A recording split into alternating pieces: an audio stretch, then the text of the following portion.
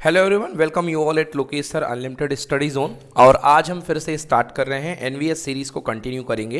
And this lecture is for only for NVS aspirants, NVS student जो कि class 1 से लेकर के 5 तक की एग्ज़ाम की प्रिपरेशन कर रहे हैं, मतलब क्लास 6 में एडमिशन चाह रहे हैं नवोदय विद्यालय संगठन के विद्यालयों में। तो आज का हमारा टॉपिक है, आज हम पढ़ने वाले हैं क्रॉस मल्टीप्लिकेशन। क्या पढ़ेंगे? Cross multiplication. क्रॉस मल्टीप्लिकेशन लिख लीजिए, हेडिंग डालीजिए सभी लोग कॉपी में अपने। आज हम पढ़ेंगे क्रॉस मल्टीप्लिकेशन। चलिए, लास्ट क्लास में हमने 2 लेक्चर कवर किए थे, ये लेक्चर नंबर 3 है। तो लास्ट क्लास में जो लेक्चर्स हुए थे उसमें हमने पहले लेक्चर में पढ़ा था square and square root. Then अगले लेक्चर में हमने स्क्वायर एंड क्यूब्स की वर्कशीट सॉल्व की थी। तो पहला टॉपिक हमारा स्क्वायर एंड क्यूब हो चुका है। आई होप वो आपको पूरा बन रहा होगा। स्क्वायर और क्यूब आप अच्छे से याद कर लीजिए। देन अब हम क्या कर रहे हैं, आज हम पढ़ते हैं क्रॉस मल्टीप्लिकेशन। इसे हिंदी में कहते हैं तिर्यक गुणा। जो लोग हिंदी में जानते हैं इसे हिंदी में कहते हैं तिर्यक गुणा या तिर्यक गुणन। तिर्यक का मतलब क्या होता है? तिर्यक का मतलब होता है तिरछा। तिरछा मतलब टेढ़ा, इस तरीके से। So that's why it is called तिर्यक गुणा, क्रॉस मल्टीप्लिकेशन। तो आइए समझते हैं क्रॉस मल्टीप्लिकेशन का क्या फायदा है। देखिए, जैसे आपके पास कोई फ्रैक्शन दिया गया है, फ्रैक्शन दिया गया है 3/5, ओके, और इसके इक्वल में लिखा हुआ है 2/x। 3/5 equal to 2/x। युवराज लिखना बंद कीजिए, पहले ध्यान दीजिए। तो देखिए 3/5 इज इक्वल टू 2/x दिया हुआ है। तो आपको क्या करना पड़ेगा? आपको मल्टीप्लाई करना पड़ेगा इसका इसके साथ और इसका इसके साथ। ये कहलाता है तिर्यक गुणा। तो नीचे वाली क्वांटिटी इधर आ जाएगी और इधर वाली क्वांटिटी इधर आ जाएगी। क्लियर हो गया? तो देखिए 3 का मल्टीप्लाई x के साथ क्या हो जाएगा? 3x। कितना हो जाएगा?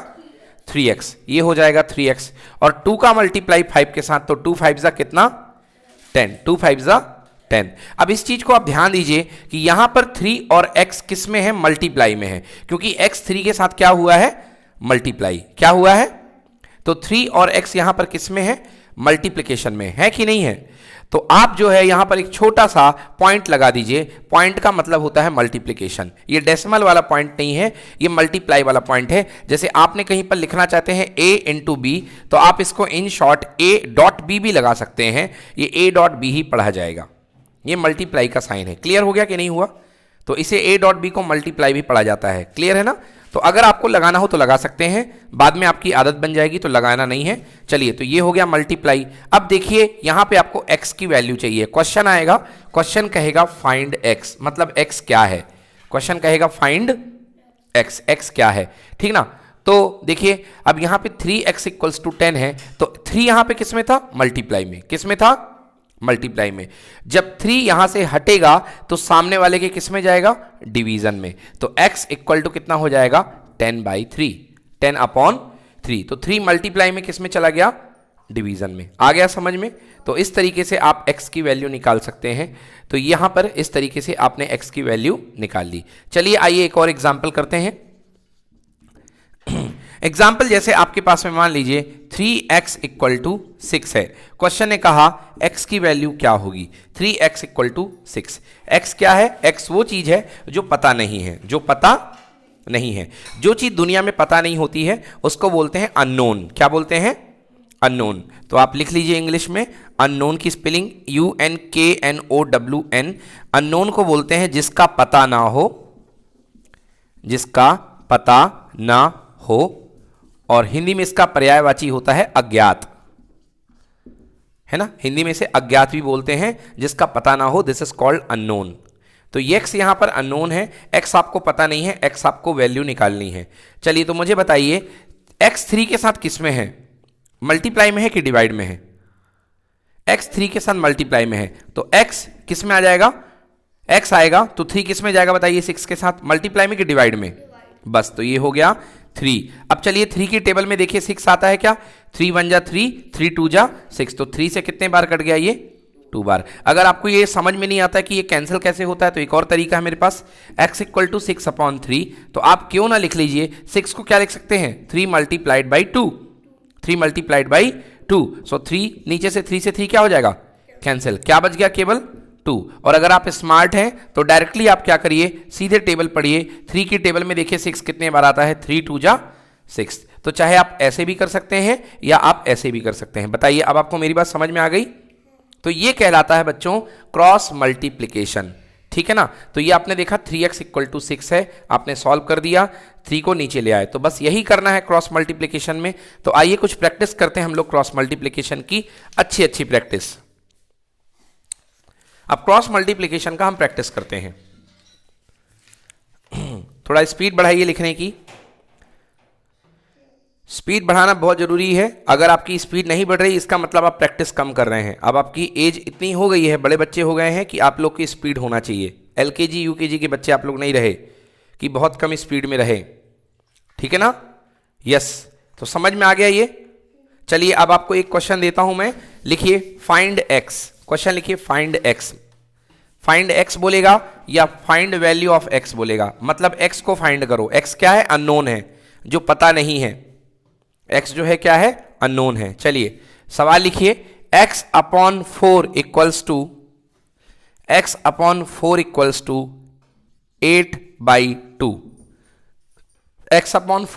टू 8/2। चलिए मुझे बताइए x की वैल्यू क्या होगी जल्दी से सॉल्व करके। x upon 4 equals to 8/2। x की वैल्यू सॉल्व करके निकालिए कितनी होगी।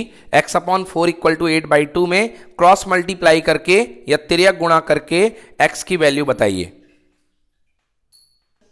चलिए देखिए मैं अब सॉल्व करता हूं, एक बार देखिए आराम से, उसके बाद एक और क्वेश्चन आपको दूंगा। ध्यान से देखिए यहां पे सबसे पहले क्या करना पड़ेगा, क्रॉस मल्टीप्लाई मतलब ये वाली चीज ऊपर और ये वाली चीज यहां, तो ये लेफ्ट में आ जाएगा और ये राइट में। तो 2 इंटू एक्स क्या लिखा जा सकता है? 2x। 2 इंटू एक्स का मतलब 2x, और 8 इंटू 4 तो यहां मैं लिख दूं 8/4, ठीक ना। सो 2x इक्वल टू 8/4 जा कितना हुआ? 32। Very simple. अब 2 यहां किस में है? मल्टीप्लाई में है।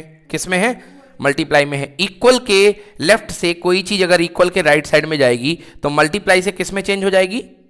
डिवाइड में। तो 2 इंटू एक्स से x को बचा लीजिए। क्यों बचा लिया x को? क्योंकि हमें x की वैल्यू फाइंड करनी है।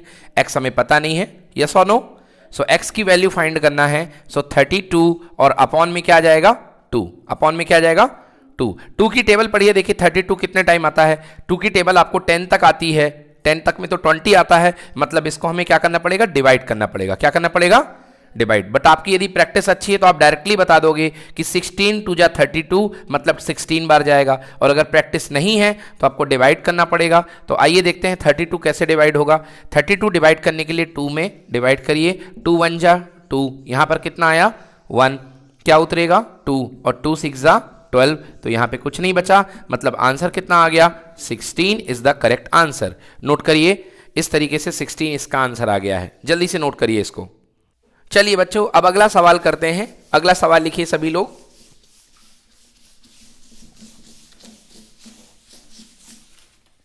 अगला सवाल है x अपॉन 5 इक्वल्स टू 15/3। चलिए निकालिए x की वैल्यू। क्वेश्चन आ गया है फाइंड x। जल्दी से x की वैल्यू निकालिए। x upon 5 equal to 15/3 solve कीजिए। चलिए देखिए कैसे करेंगे। अभी मैंने आपको सिखाया है कि ये वाली चीज यहां चली जाएगी तो 3 इंटू एक्स, इधर देखिए 3 इंटू एक्स कितना बनेगा? 3x। 3 इंटू एक्स कितना बनेगा? 3x इक्वल्स टू 15 के साथ 5 का मल्टीप्लाई हो जाएगा, 15 मल्टीप्लाइड बाई 5। एक तरीका ये है। 15 5 जा कितना होता है, ये आपको टेबल आनी चाहिए। 15 5 जा कितना होता है बताइए। अब जिस बच्चे को टेबल नहीं आती उसकी आगे की पढ़ाई कैसे हो पाएगी? टेबल आपको कम से कम 25 तक की आनी चाहिए। 15 5 जा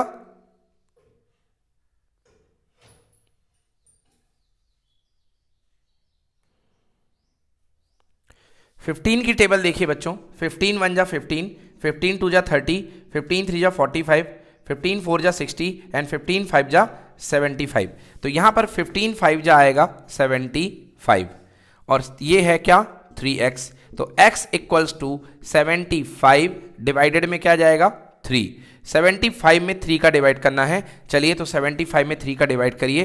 75 डिवाइडेड बाई 3, 3 2 जा 6, यहां पे आएगा 1, 6 7 में से 6 माइनस हुआ, 5 उतर जाएगा और 3 5 जा 15, तो कैंसिल हो गया। तो आंसर कितना आ गया? x equals to 25 is the correct answer. Note करिए।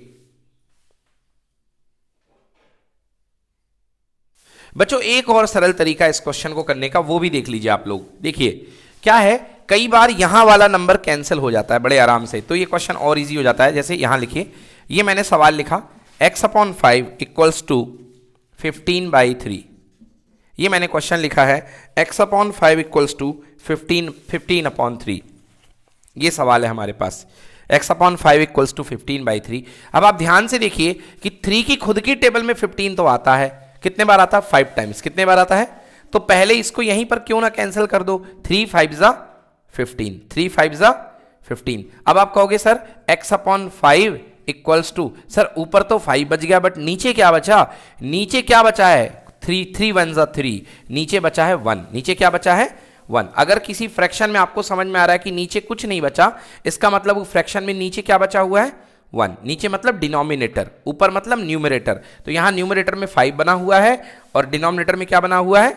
1। अब चलिए क्रॉस मल्टीप्लाई अब कर दीजिए, तो 1 का x के साथ मल्टीप्लाई। आप सबको पता है 3 1 जा 3, 2 1 जा 2, 5 1 जा 5, तो x 1 जा कितना होगा? x ही होगा, क्योंकि 1 का मल्टीप्लाई करने से कोई प्रॉब्लम नहीं है। एंड 5 5 जा कितना हो गया? 25। तो ये भी सही है, ये भी सही है। ये ज्यादा अच्छा मेथड है, ये छोटा है, इसमें आपने पहले ही इसको कैंसिल कर दिया, ठीक है ना। चलिए नोट करिए।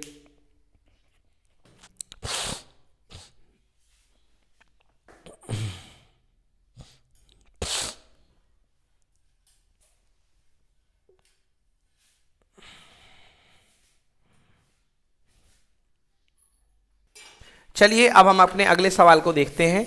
अगला सवाल क्या है?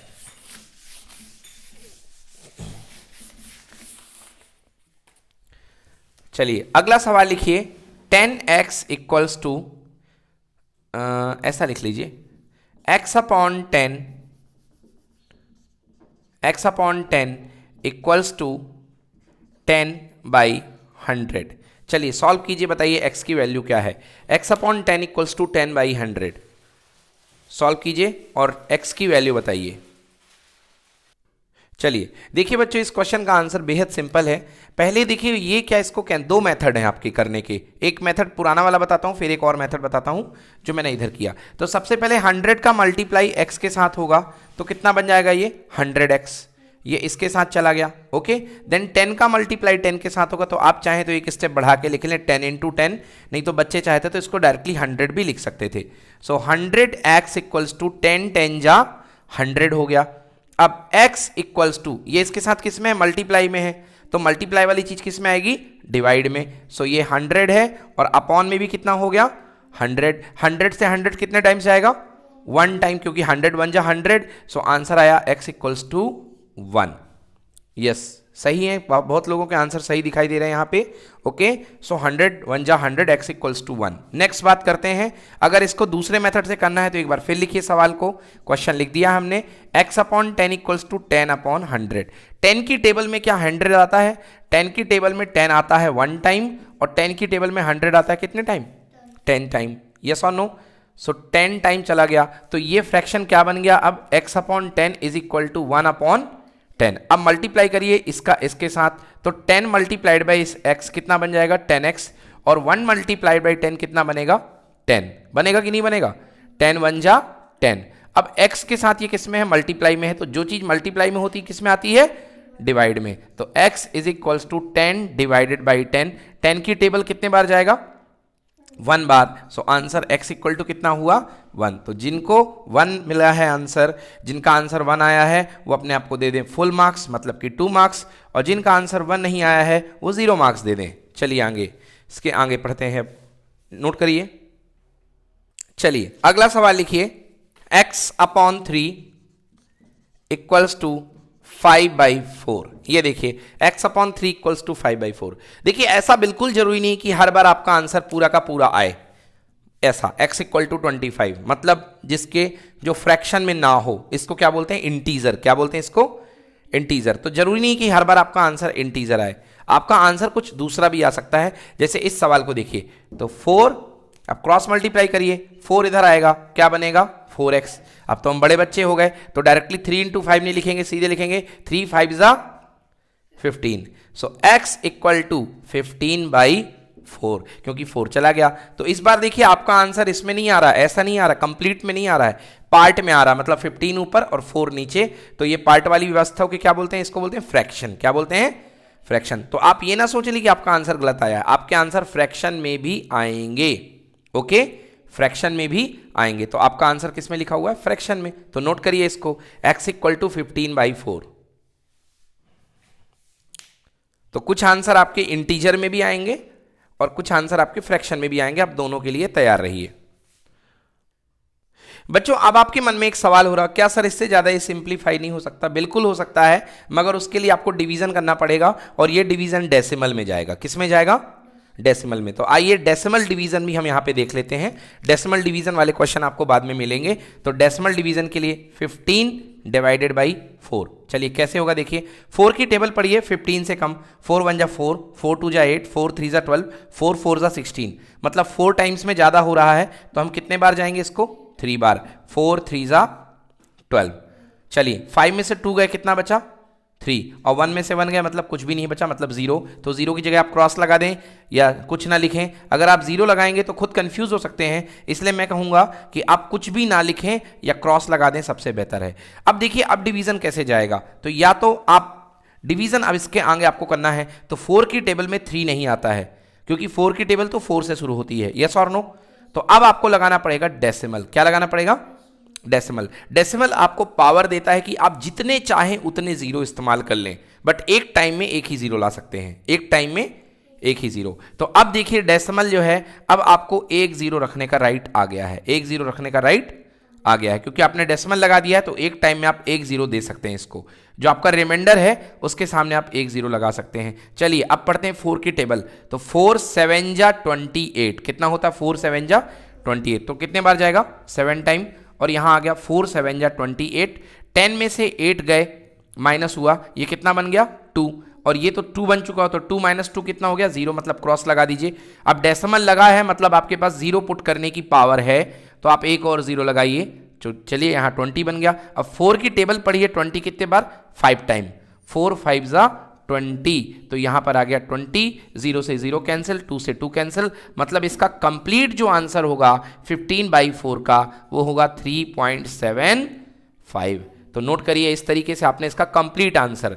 तो अगर ऑप्शन में आपको कंप्लीट आंसर पूछा हो डेसिमल वाला, तो डेसिमल वाला लगाइए, बट अगर ये ऐसा बोला दिया है तो ऐसा वाला आंसर टिक लगाइए। वो डिपेंड करता है कि आपका ऑप्शन आपको कैसा दिया गया है। अगर आपके सर ने कहा है कि आप डेसिमल तक लाके दिखाओ, तो आपको ये करना पड़ेगा। अगर आपको डिवीजन बस करना है तो आपको ये करना पड़ेगा। डन? नोट कर लीजिए इसको।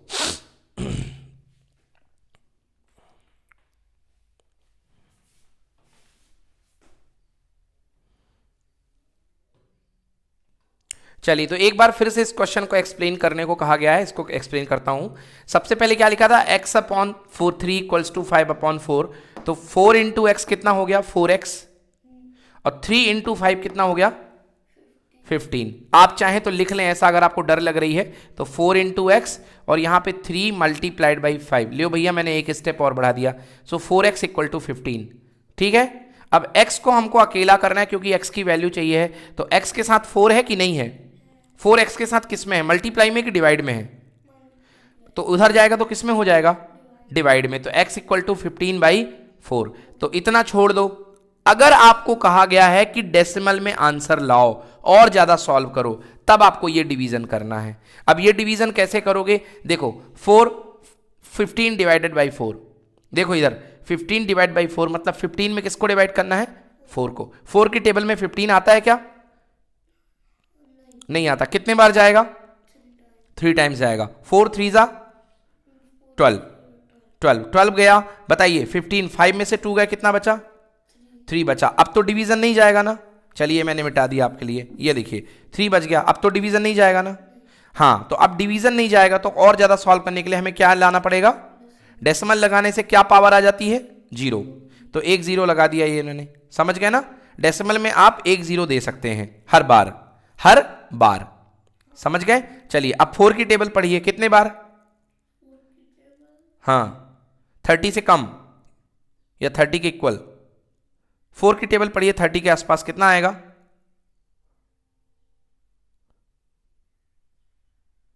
4 की टेबल आपको पढ़नी है 30 के आसपास, कितना आएगा?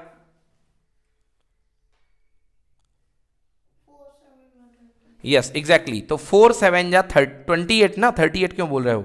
28, 4 7 जा 28। चलो 10 में से 8 गए, कितना बचा? 2, और ये बन गया 2 क्योंकि 3 से कैरी दिया था, तो यहां पे कुछ नहीं बचेगा। यस और नो? बताओ डेसिमल लगा हुआ कि नहीं लगा हुआ? मतलब जीरो लगाने की पावर हमारे पास है कि नहीं है? तो एक जीरो लगा दें कि ना लगाएं? लगा दिया। अब 4 की टेबल पढ़िए, कितने बार आएगा? 20, 5 टाइम्स 20, तो कैंसिल हो गया। तो आंसर कितना बन गया? यहां पे 5 लग दिया है, 3.75। अब आ गया समझ में ना कि नहीं आया? तो आपको डेसिमल लगाना पड़ेगा अगर ये चीज चाहिए। अगर आपको बोला गया है कंप्लीट सॉल्व करो तो 3.75। क्लियर है? नोट करिए। तो अगर ये वाला जो आंसर ये किस में है? ये फ्रैक्शन में है। किस में है ये? फ्रैक्शन। फ्रैक्शन का मतलब होता है न्यूमरेटर अपॉन डिन्यूमरेटर, और ये वाला आंसर किस में है? ये है डेसिमल में। किस में है ये? डेसिमल। आया समझ में? नोट कर लीजिए।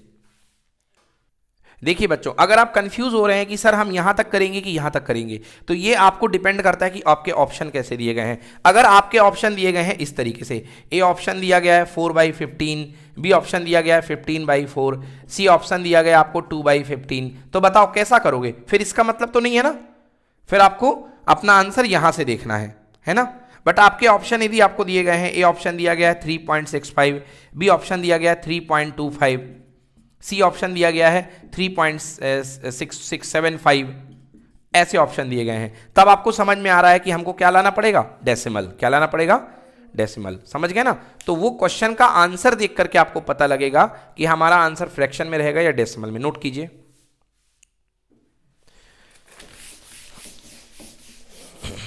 चलिए एक और क्वेश्चन लेते हैं बच्चों,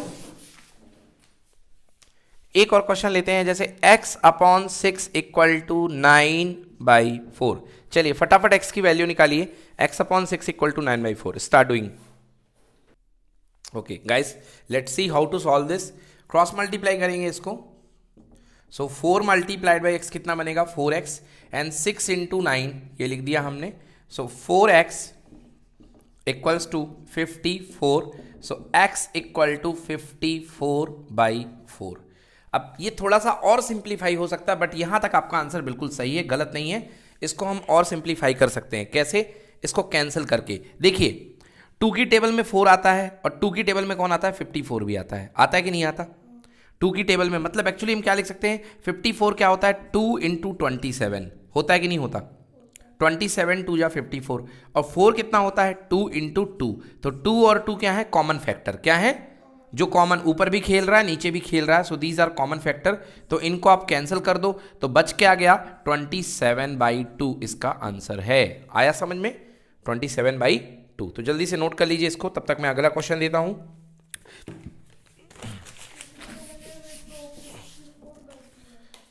पहले में क्या? 54/4 आया ना पहला आंसर, तो वो भी सही है और ये भी सही है। ये ज्यादा शुद्ध है। ये क्या है? ज्यादा शुद्ध है, ज्यादा प्योर आंसर है। समझ में आया? ये वाला, बट ये भी सही है, गलत नहीं है। ये वाला प्योर आंसर है। इक्विवेलेंट फैक्टर आपको पढ़ाए थे ना मैंने, इक्विवेलेंट फैक्टर। जैसे मैंने कहा था 3/2, यस और नो? तो 3/2 का मतलब क्या हो सकता है? आपने कहा था सर 3/2 को हम लिख सकते हैं 2 × 2 भी लिख सकते हैं, मतलब कितना? 6/4, यस और नो? तो ये और ये दोनों क्या है? इक्विवेलेंट। क्या है ये? इक्विवेलेंट। मतलब चाहे ये लिख दो चाहे ये लिख दो, बात बराबर है। समझ में आया ना? तो ऐसे ही तो क्या था, इसमें 2 का मल्टीप्लाई और इसमें भी क्या था? 2 का मल्टीप्लाई, बट हमने उसको पहचान लिया और दोनों को क्या कर दिया? कैंसिल। तो ये प्योर आ गया। क्या आ गया? प्योर। अब इसका इक्विवेलेंट फैक्टर लिखना आपको, तो 27/2 है, 2 का मल्टीप्लाई ऊपर और 2 का मल्टीप्लाई नीचे, तो ऊपर 54 और नीचे कितना? 4। समझ में आया?